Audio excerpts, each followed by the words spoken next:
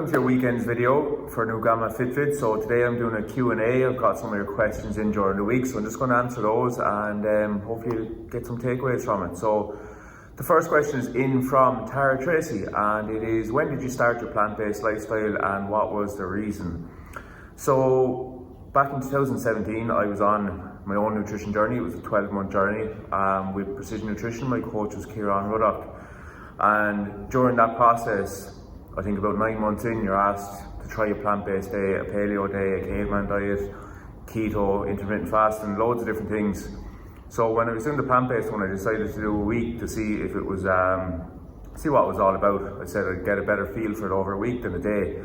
So I went for that. I did the week of it, and to be honest, it felt great.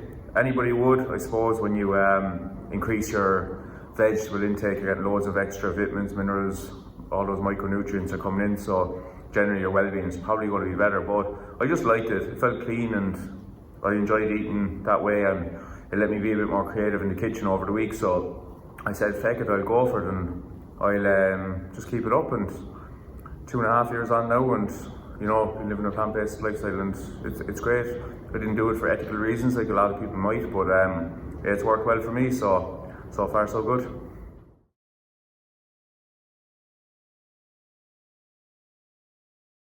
Okay, second question in is from Marie Dubry. If willpower doesn't exist and it's really sticking to habits, how do you make habits stick long term?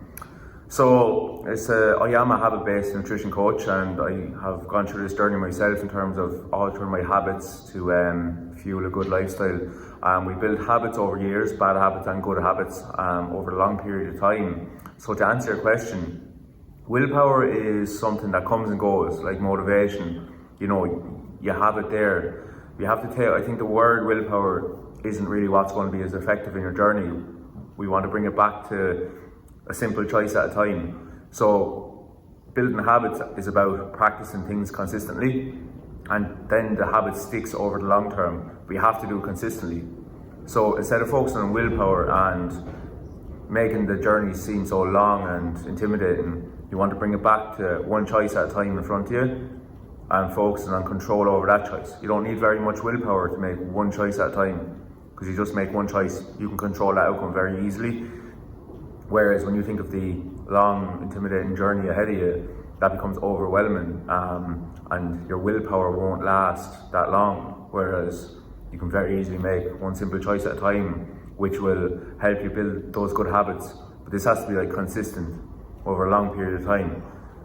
But you just need to focus on one thing at a time. So once you do that, your habits will build over time. Like the 12-month program I run, when people are consistent, be consistent on it.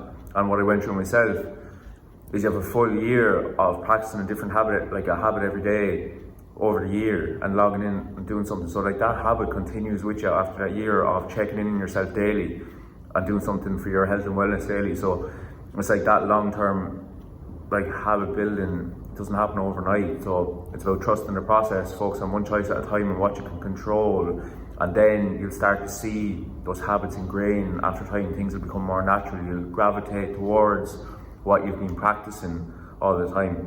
So I hope that answers your question somehow. Okay, third question in from Shah Doyle. Regular rashers or turkey rashers? So, great question, I suppose. With any type of food, we just have to look at it in line with your goals. So, in terms of like an overall nutrient density, like the regular rasher, if it's like, you know, has a lot of rind or fat in it, it's going to possibly have a higher cholesterol, and you know, it's going to be higher calorie for a lot of people. That's not good. Your turkey rasher is going to have a lot of lean protein in it, and just less calories. So it depends on your goal. If you're somebody who wants to put on weight, you know, eating rashers, you know, just going to get loads of calories in very easily, and it's very tasty as well. So, you know, for somebody who's looking to put on weight, that might be an optimum food as part of their diet. Whereas if they just limit the amount of, you know, saturated fat they take in, just to keep in check with their health. But then we have likes of somebody who wants to lose weight using turkey rashers. It's a similar texture, similar, taste, I suppose, in a way less fat though, so it's a very lean protein source.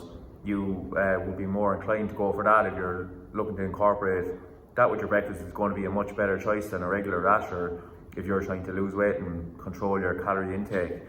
So lean rashers, great. Regular rashers, great.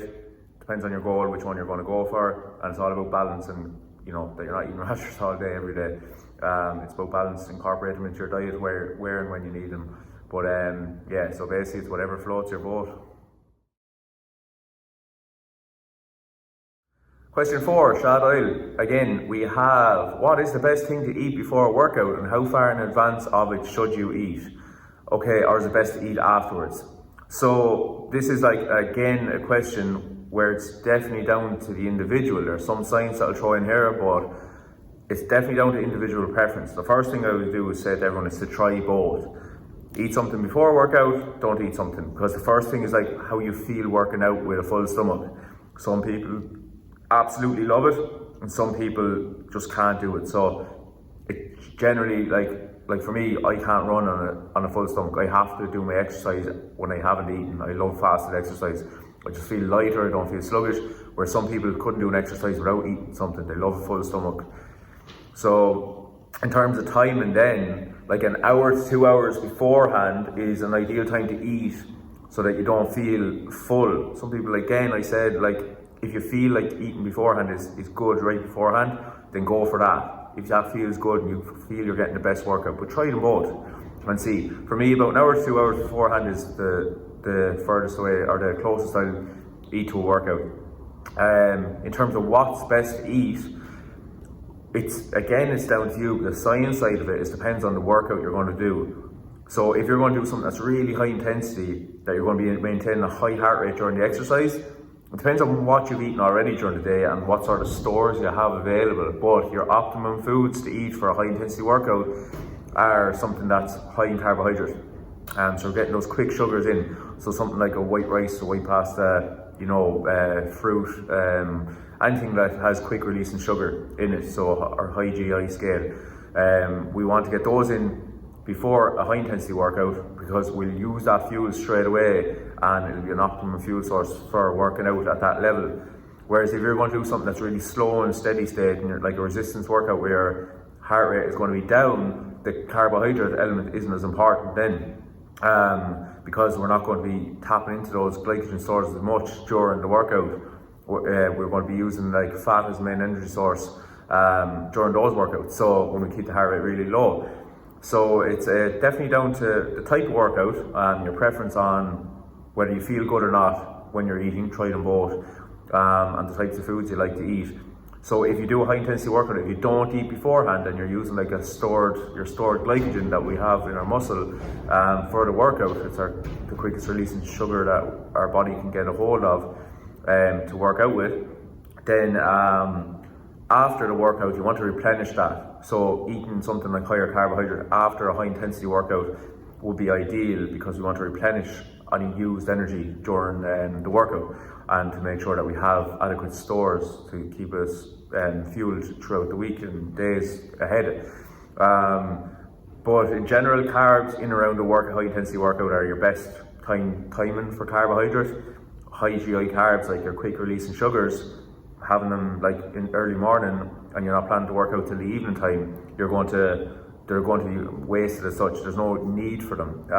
They'll give you a big spike in blood sugar, and then it'll fly back down at some stage. We eat again, lunch back up, down, rather than if you had a low glycemic index carbohydrate like oats or a wholemeal source. In the morning, it's going to slow release, because there's a breakdown more, and slow release that glucose into your system. That'll give you a nice energy level throughout the day, and you'll still have stored carbohydrate later on to use in your workout. Or you can eat those higher glycemic index carbs in or around the workout, before, during or after. Some people would take it in a shake during as well. Might take some sugar supplement like dextrose or something like that. So you have those before, during, after, and you get plenty of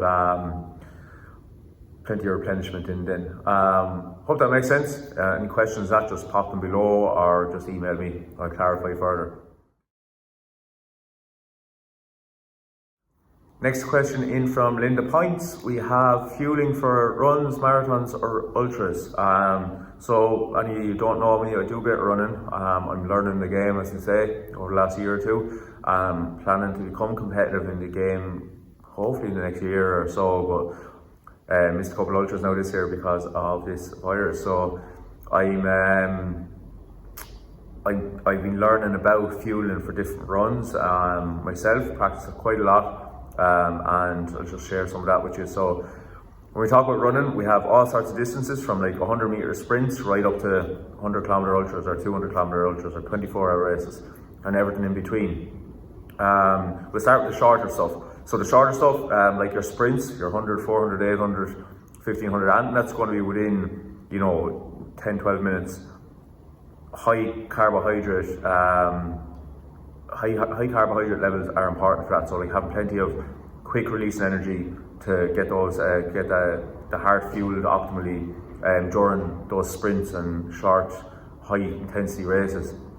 So having adequate fuel, high carbohydrate for all those low number races. When you move up, then it depends on your speed, I suppose. When you're looking at 5Ks, like somebody could be running a 5K in 12-13 minutes at your Olympic level, up to somebody who's beginning at their 5K could be 40 minutes. So it really depends on your level and how long you have to fuel for. So if somebody's only going out and you're going to run a 13-minute 5K, they just have to have high carbohydrates in and ahead of the race, and they won't need to fuel during it. Somebody who's going out for the first 5K and they're going to be out there for 40 minutes, they might want to bring one gel with them and take it halfway through. So you get these glucose gels to have a quick release of energy. Ideally like 40 minutes, if you can work to a point where you don't need any fuel during it, it's optimum that you have fuel beforehand and that lasts throughout the workout. A small bit of water maybe on the route, but again not essential once you've hydrated correctly beforehand.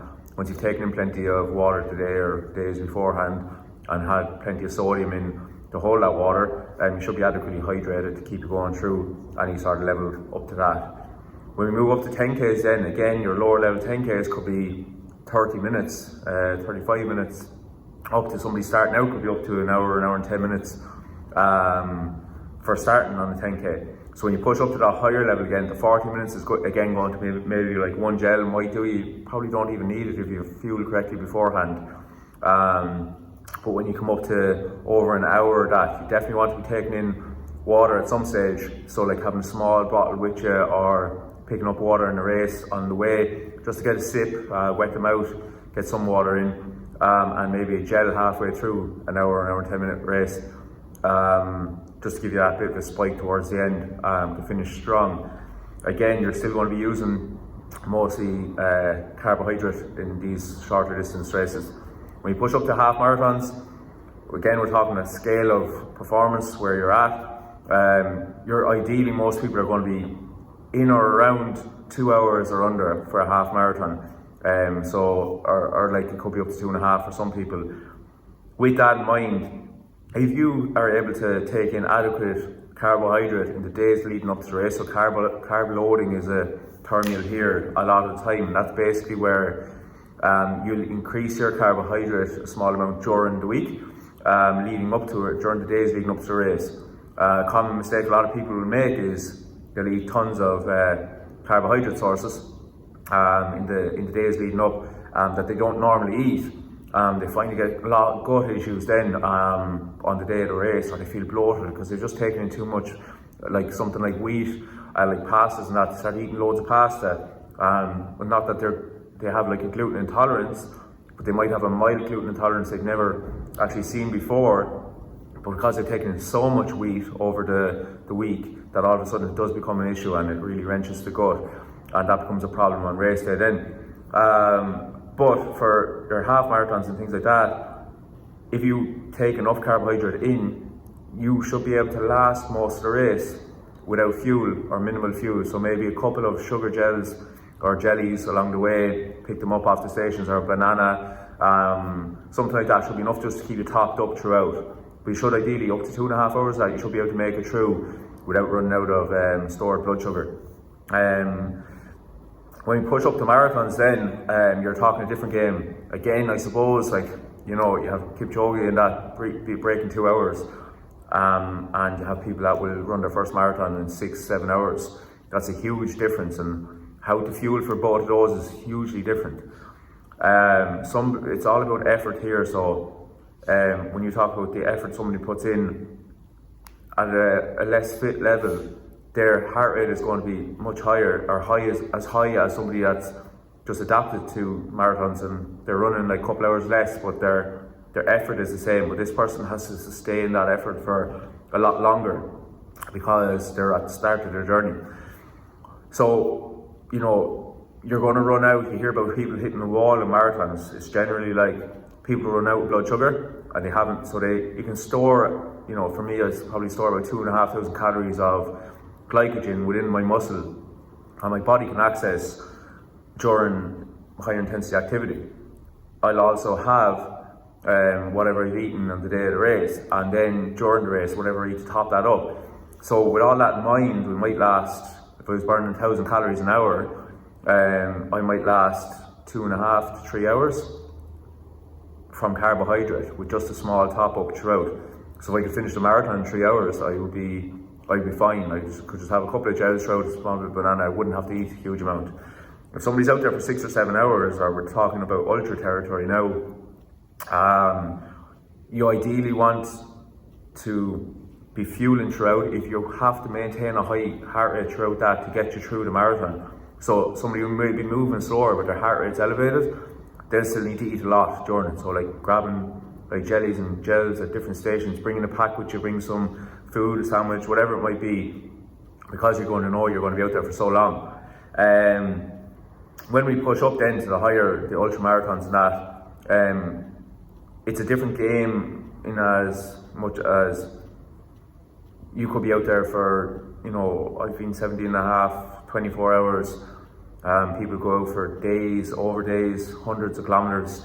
It's a different game. You can maintain using carbohydrate as your prime energy source, but you need to eat a huge amount of carbohydrate during the race to fuel that. And it's not as easy, because eating that much food to keep you, like eating 1,000 calories an hour to keep you going, it's a lot of food. Over a 24-hour race, you're not going to eat 24,000 calories. So it'll be very hard, and your stomach will be in bits. So what we want to do is, you want to be able to balance them both with your carb burning system. So you're using glycogen as an energy source for those higher intensity parts of an ultramarathon, and then you want to use fat as your main energy source throughout an ultramarathon. So ideally, you want to keep the heart rate down. You go slower to go longer in the ultras. So you bring down your heart rate, you maintain a level where you're using aerobic capacity as your main energy source. You're burning fat as fuel, and like we have a huge amount of stored fat in our bodies. Even somebody with like a 5% body fat will still have thousands of calories at hand to use when needed. And then when we get to those higher peaks, for me, like going up hills and stuff like that, my heart rate will spike. So I'll use, you know, carbohydrate stores for that briefly. Then I'll hopefully come back to a flat or downhill where I'll revert back to using fat as my main energy source for those. The pace should hopefully stay roughly the same, but the energy systems change. And then I finish the race, and you know, I should feel like I'm not absolutely depleted of everything. I'll be sore and things like that, but you won't be absolutely depleted. You'll have burned plenty of body fat throughout the race. You'll have you know, maintained a level of glycogen that's over 0, so you don't hit that wall. Your blood sugar doesn't drop to 0, so you don't like get that faint feeling like a lot of people would when they push too hard in a marathon without adequate fueling. And then once you get to the end, then you're in a better place for those longer races when you've planned and fueled correctly. Around food, when you're fueling as well, just you need to make sure that you have good understanding of what foods you can eat that are comfortable on your body. It's easy to go out and like try new things, and you will regret it. Try them beforehand, try them on days where you're exercising, the other runs, things like that. Don't try anything new on race day. Make sure it's things you've already tried.